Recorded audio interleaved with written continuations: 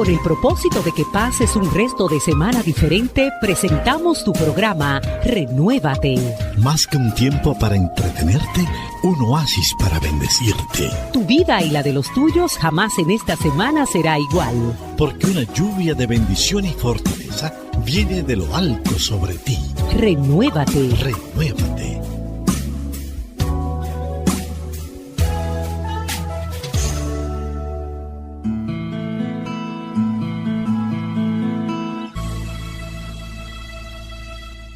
Bienvenidos a una entrega más de su programa, Renuévate.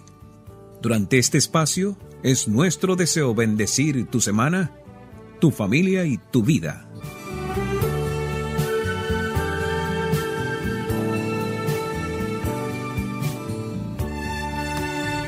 Y ahora, apreciado oyente, con el propósito de bendecir tu familia, Renuévate presenta su cápsula Usted y su familia, con la maestra Molly de Peña.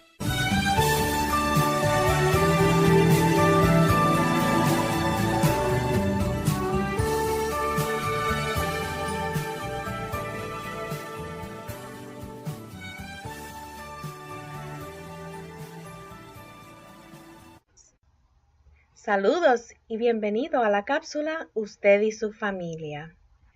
Hoy nos vamos a enfocar en ayudar a los niños a reconocer los sentimientos de los demás, o sea, la empatía. ¿Sabías que el tercer año de vida, un niño o niña hace un descubrimiento asombroso? Aunque lleva ya largo tiempo pensando, ahora es capaz de pensar pensamientos.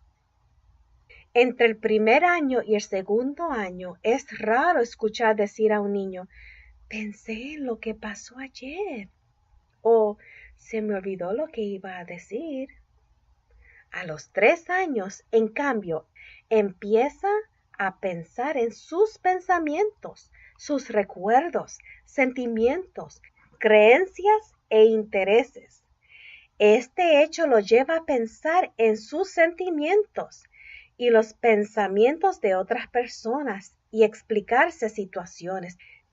Este hecho lo lleva a pensar en los sentimientos y los pensamientos de otras personas y explicarse situaciones diciendo, ese bebé está llorando, mami. Extraña a su mami, ¿verdad? Sin esta habilidad nueva, que parece muy simple a un adulto, un niño no está listo para aprender a moldear su comportamiento, teniendo en cuenta los sentimientos de los demás. Ahora, la disciplina lo llevará a utilizar su nueva habilidad y a prever los efectos de su comportamiento. Por ejemplo, un pequeño de 3 años de edad le quita un juguete a su hermano menor. Lo hace llorar, ¿verdad? Y le grita que el juguete es suyo y que por lo tanto no puede jugar con él. Cuando la madre interviene y le dice con severidad, ¿crees que tu hermano quiere jugar contigo de nuevo si lo tratas de esa manera? El niño se sentirá culpable y mirará a su madre con curiosidad. Sí, a continuación ella le dice, si le hubieras ofrecido algo a cambio en vez de quitarle el juguete, tu hermano no se habría molestado tanto. El niño pensará en los sentimientos de los demás, incluso en los de su hermanito menor. Los padres no solamente deben mostrarle a su hijo lo que ha hecho mal, sino enseñarle alternativas positivas. Ahora, vamos a entrar totalmente en la empatía, que es pensar en lo que sienten las otras personas. Los casos en los que es preciso imponer disciplina son oportunidades para enseñarle a un niño a entender los sentimientos de los demás y a solidarizarse con ellos. Un niño de 4 años señala aterrado a otro que va en silla de ruedas. ¡Mira, ese niño le falta una pierna! Su madre, apenada y alarmada, lo toma de los hombros, lo mira directamente a los ojos y le pregunta, ¿Cómo crees que se siente ese niño de no tener una pierna? Y de que además la gente lo señale con el dedo, hijo. El niño de 4 años quizás empiece a llorar. Apuesto que se ha permitido sentir los sentimientos del otro. Ahora la mamá lo abraza y le comenta que es triste imaginar lo que siente ese chiquillo, ¿verdad? Y que da miedo pensar que eso puede ocurrir a cualquiera. En esta ocasión los padres pueden hacer que una actitud crítica del niño se transforme en una actitud solidaria. Pueden enseñarle a considerar lo que siente el otro. Sin embargo, este ejercicio puede ser doloroso. Con frecuencia, tras la crueldad del niño se esconde su vulnerabilidad. Sin el apoyo de los padres, puede ser demasiado doloroso para un pequeño enfrentar sus sentimientos. Y asimismo surgen los comportamientos negativos como las burlas y demás. En conjunto, la enseñanza hacia la empatía en nuestros hijos está relacionado con el desarrollo moral de nuestros hijos. La disciplina es el medio por el cual los padres guían el desarrollo moral de su hijo. Cuando el pequeño comprende el valor de tratar a los otros como a él le gusta que lo traten, aprenderá a hacer sacrificios por el bienestar de los demás. Y aún así, necesitará disciplina para poder perseverar. Porque tarde o temprano, nuestros niños crecerán y nosotros no podremos estar presentes para impartir disciplina cada vez que ellos flaqueen. Para entonces, ellos deben haberse apropiado de los valores que les hemos ofrecido y que ellos aprendan que los principios no se compran ni se venden. Y que Dios nos ayude diariamente a criar, a formar, a cuidar, a educar, a disciplinar a nosotros y a nuestras familias.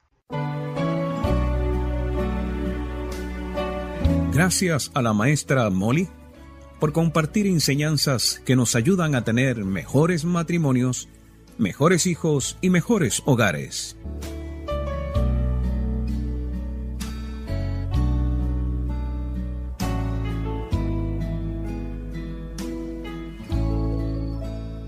Ha llegado el momento de recibir, compartir y comer el pan de salvación.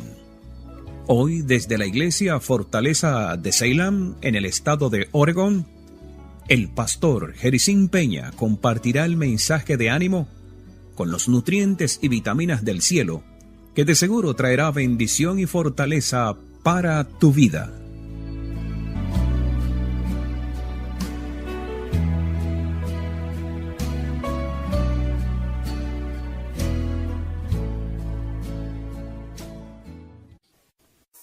Leemos Salmos capítulo 90, versículo del 1 al 12. Leemos la palabra, dice: Señor, tú nos has sido refugio de generación en generación. Antes que nacieses los montes y formases la tierra y el mundo, desde el siglo y hasta el siglo, tú eres Dios. Vuelves al hombre hasta ser quebrantado. Y dices: convertíos hijos de los hombres, porque 1000 años delante de tus ojos son como el día de ayer que pasó, o como una de las vigilias de la noche. Los arrebatas como un torrente de agua, son como un sueño, como la hierba que crece en la mañana florece y crece, y en la tarde es cortada y se seca. Porque con tu furor somos consumidos y con tu ira somos turbados. Pusiste nuestras maldades delante de ti y nuestros yerros a la luz de tu rostro, porque todos nuestros días declinan a causa de tu ira. Acabamos nuestros años como un pensamiento. Los días de nuestra edad, dice el salmista, son 70 años y los más robustos son 80 años. Con todo, Su fortaleza es molestia y trabajo, porque pronto pasan y volamos. ¿Quién conoce el poder de tu ira y de tu indignación según debe ser temido? Enséñanos de tal modo a contar nuestros días que traigamos al corazón sabiduría. El autor del Salmo 90 es Moisés. Y al entender quién es Moisés, podemos entonces comprender más lo que Moisés está diciéndonos en el Salmo 90. Dice un dicho con mucha sabiduría, que las cosas se toman de quien la dice. Y quien está diciendo esta palabra es Moisés, un hombre que tuvo la experiencia que pueden avalar, que pueden respaldar lo que él está diciendo. Y el primer mensaje que Moisés nos dice es que antes que naciesen los montes y que formase la tierra y el mundo, desde el siglo y hasta el siglo, tú eres Dios. En otras palabras, el primer mensaje que Moisés está compartiendo con nosotros es que Dios es eterno, que Dios es infinito, que antes que tú y yo existiésemos en este mundo, antes que los montes estuvieran, antes que las montañas existieran, antes que el océano estuviera, antes que las estrellas se vieran en el firmamento, Él es Dios. Entender este concepto de que Dios es eterno va a transformar tu existencia y tu vida. Moisés, al decir esta declaración, él sabía lo que decía, porque él nació en las interioridades de una de las civilizaciones más desarrolladas que hayan existido en la tierra.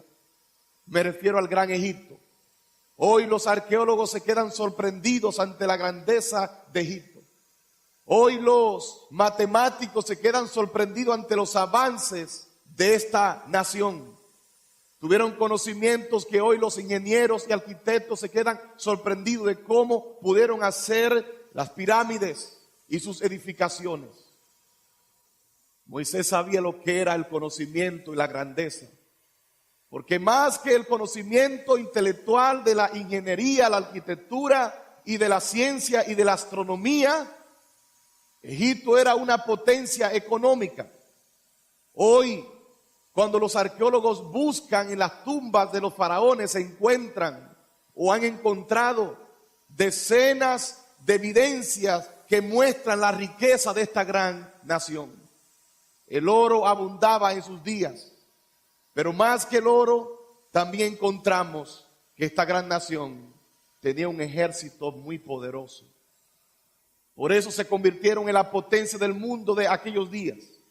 En otras palabras, Moisés supo de cerca lo que es grandeza intelectual, supo de cerca lo que es grandeza económica y supo de cerca lo que es grandeza militar. Y él concluyó y dijo: todo eso es vano, todo eso es pequeño ante el Dios grande y todopoderoso llamado Jehová de los ejércitos. Alabado sea su nombre. Por eso él dijo: Jehová, tú has sido nuestro refugio de generación en generación. Antes que nacieran los montes y formara la tierra, desde el siglo y hasta el siglo, tú eres Dios. Por eso entonces Moisés hizo de Dios su refugio. Porque él se dio cuenta que el dinero, él se dio cuenta que la capacidad intelectual, él se dio cuenta que el poder financiero y militar no bastaban para él hacer un refugio. Porque todo eso es vano y todo eso se va. Por eso él hizo del Dios eterno su refugio, su escondite. Pero Moisés no se queda con ese mensaje de que Dios es eterno, que Dios es infinito, que Dios es grande, que es más que el dinero, más que las riquezas, más que los edificios, más que el conocimiento. Moisés va a un segundo mensaje y es que ahora presenta lo contrario. Moisés dice que el hombre es frágil y es finito. Y él dice en el Salmo 90, a partir del versículo 5, dice: el hombre es como un torrente de agua que pasa y se va. Es como las vigilias de la noche que pronto pasa y se va. Es como la hierba que crece en la mañana florece y en la tarde crece y es cortada.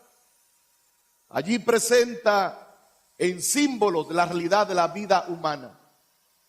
Mientras presenta a un Dios eterno, grande, insuperable, extraordinario, infinito, presenta a un hombre finito, a un hombre débil, a un hombre incapaz, a un hombre corto de días. Y usa el simbolismo del torrente de agua. El agua que pasa por el río nunca más vuelve a pasar por allí. Él dice que es como un sueño que pronto se va. Es como la flor del campo que en la mañana florece y crece, pero en la tarde es cortada y se seca.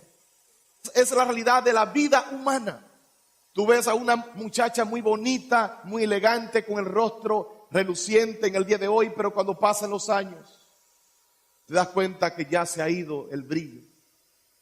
Veo a mis compañeras de la escuela, de la primaria, y cuando veo sus fotos hoy digo, pero esa no puede ser María, no puede ser Margarita, porque el brillo se ha perdido.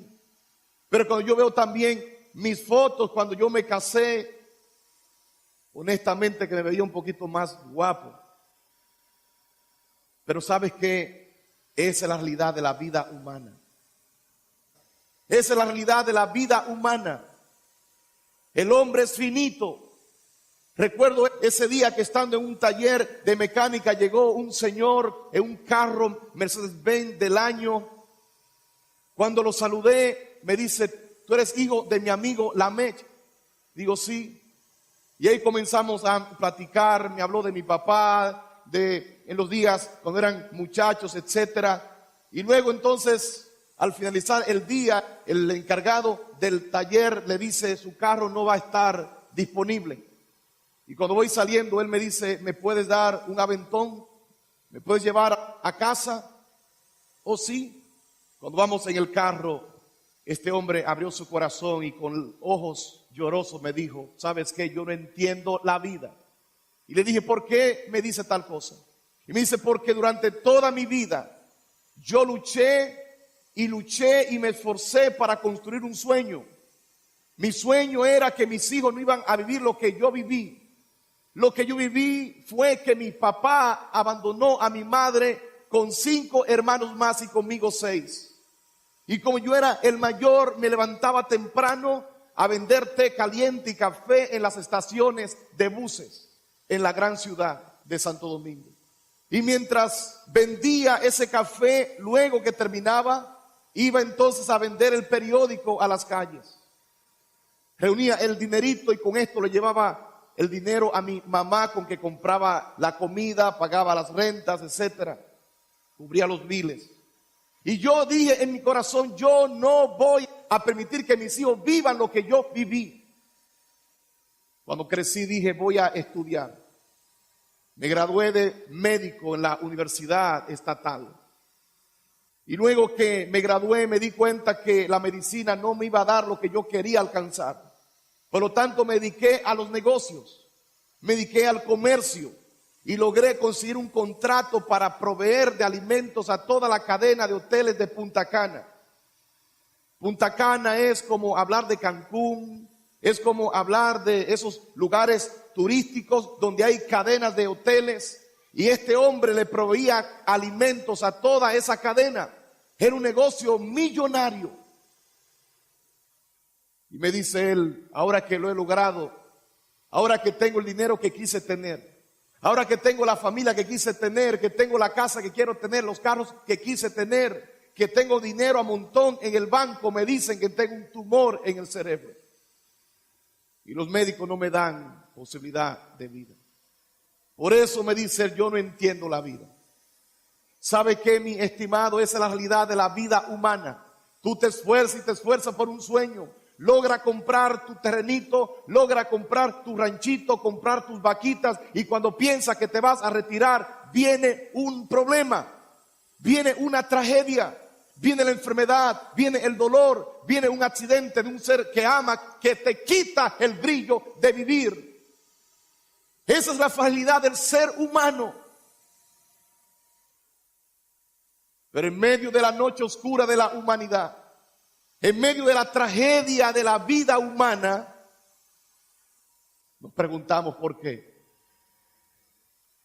Mas quiero decirte que este libro tiene la respuesta. Y la respuesta es que Dios no fue su propósito que el hombre tuviera que enfrentar la enfermedad y la muerte. Porque en el primer libro de la Biblia, en Génesis, en su primer capítulo, me dice que cuando Dios creó, dice que creó todo y que todo era bueno y bueno en gran manera. Y escucha bien, para que Dios diga que algo es bueno, tiene que ser bueno. Los humanos nos impresionamos con cualquier cosa, pero que Dios diga, cuando miró todo, dijo, es bueno y bueno en gran manera.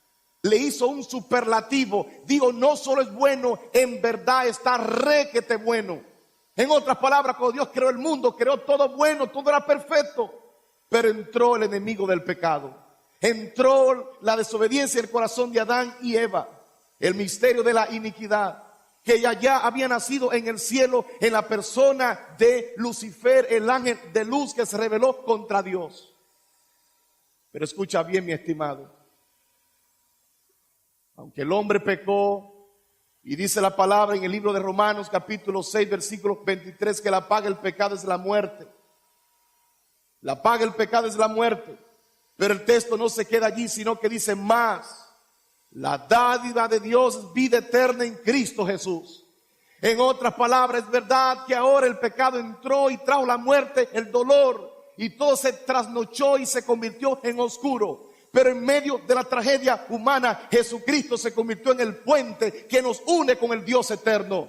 En otras palabras, la vida frágil del hombre, la vida corta del hombre, la vida que es como la flor del campo, ahora en Cristo Jesús podemos volvernos a unir con ese Dios eterno, ese Dios grande que existe antes que nacieran los montes y que formaras la tierra. Desde el siglo y hasta el siglo podemos escondernos en ese Dios grande y poderoso.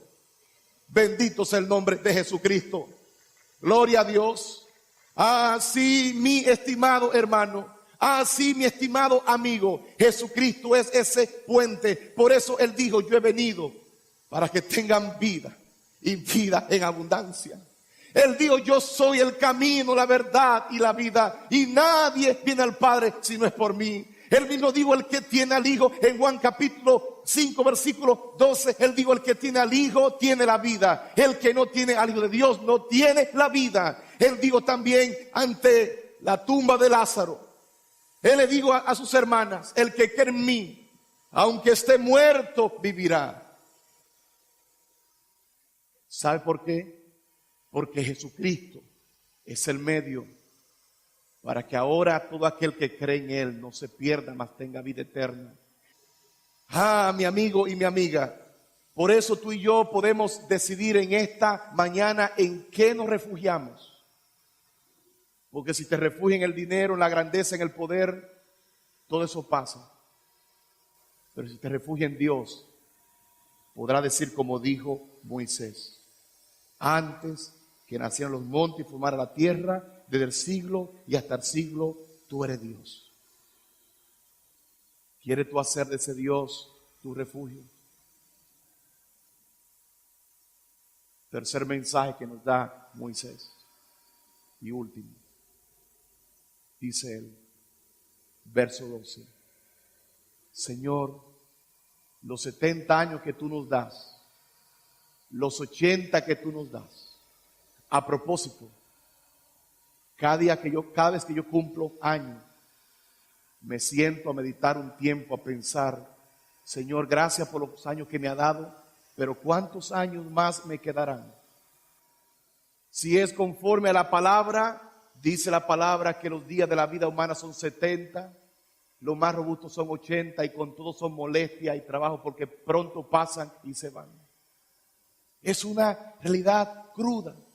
Pero Moisés nos lleva al tercer mensaje y nos dice, Señor, enséñanos a contar nuestros días, que traigamos al corazón sabiduría. ¿Cuál es la sabiduría? La sabiduría, de acuerdo al contexto bíblico, no se refiere a aprender matemáticas, biología, astronomía, ciencia. La sabiduría en la Biblia es el respeto y el temor a Dios. Es vivir una vida dependiente de Dios. En otras palabras, los días que Dios quiere que tú vivas en esta tierra son días para tú contarlo bajo el temor, bajo la sombrilla, bajo la cobertura del Dios Todopoderoso. Eso significa contar tus días con sabiduría. Que cada mañana que tú te levantes, tú invites a ese Dios. Que cada día que tú te acuestes en tu cama, diga: Señor, estoy en tus manos. Eso significa contar tu día con sabiduría, vivir una vida de obediencia a Dios y a su palabra. Porque para eso viniste a esta tierra, a vivir esos años. La pregunta que te hago en esta mañana es: ¿estás tú contando tus días con sabiduría? Esto no se trata de iglesia ni de denominación. Se trata de tú y Dios. El destino final es que las palabras del apóstol Pablo un día se han de cumplir. Cuando el apóstol dice en el libro de Primera de Tesalonicenses, en su capítulo 4, él proclama y dice que llegará el día cuando va a sonar la final trompeta y los muertos en Cristo se levantarán primero, y nosotros los que quedamos seremos transformados en un abrir y cerrar de un ojo y seremos arrebatados para ir para siempre con el Señor. De acuerdo a la palabra, todos los millones de cristianos y fieles que abrazaron ese Dios eterno, que hicieron del Dios todopoderoso su refugio, su pronto auxilio en las tribulaciones. Allí veré yo a mi abuela Celia. Allí veré a mi hermano Rubén. La pregunta es: ¿estás tú contando tus días con sabiduría?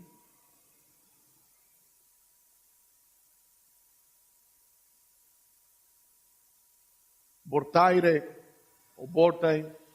el gran filósofo francés, en el siglo XVII, él se levantó ante la Cámara de Diputados y Senadores y ante muchas personalidades en Francia. Él tomó su Biblia y dijo: este libro en 100 años será olvidado y nadie más le va a hacer caso ni lo vas a leer. En otras palabras, tírenlo a la basura. Se declaró ateo. Pasaron los años y dice que cuando Voltaire llegó a su lecho, su enfermera dice: yo no describo la agonía de este hombre. No hay palabras para escribir la desesperanza. Y él gritaba en medio de la noche, decía: el Nazareno, el Nazareno, el Nazareno. Durante toda su vida luchó contra Cristo, contra Jesús. Y en sus últimos momentos de vida él gritaba y decía: el Nazareno, el Nazareno, el Nazareno. Y dice su enfermera: murió con una agonía indescriptible. Porque no hizo de Dios su refugio.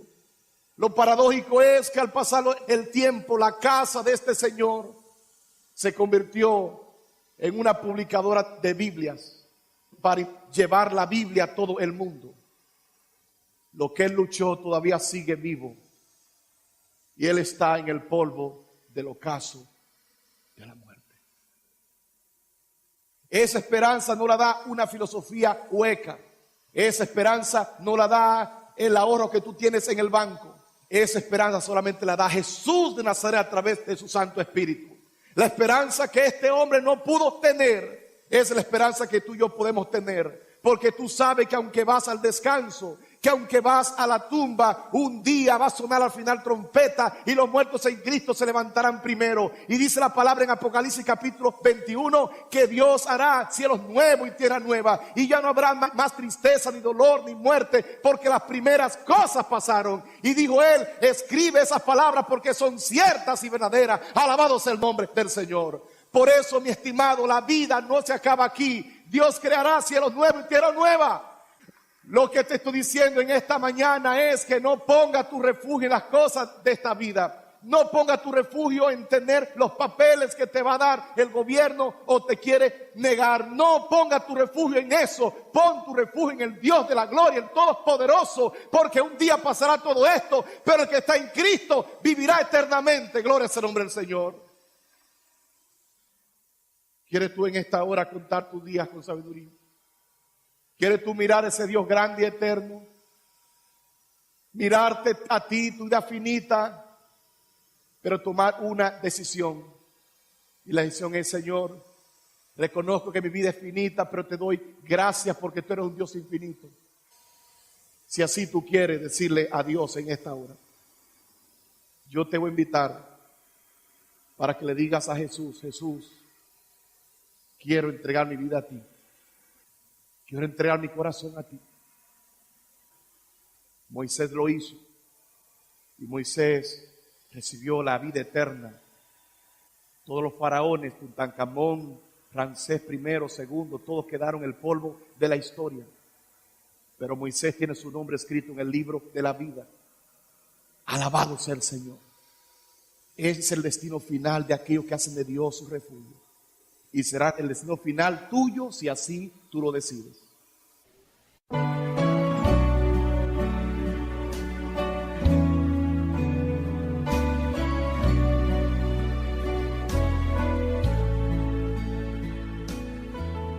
Siendo que Dios ha hablado a tu corazón en esta hora, te invitamos a recibir a Jesús en tu corazón y aceptarlo como tu único Salvador personal.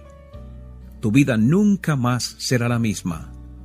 Si esta ha sido tu decisión o quieres saber más de la palabra de Dios, puede llamarnos al número telefónico 509-643-6983. Una vez más, marca en estos momentos nuestro número de teléfono 509-643-6983 o escríbenos al Facebook Renuévate. Gracias por estar con nosotros. Dios mediante estaremos con ustedes en la próxima semana, a la hora de hoy y en la misma emisora. Dios te bendiga y renuévate.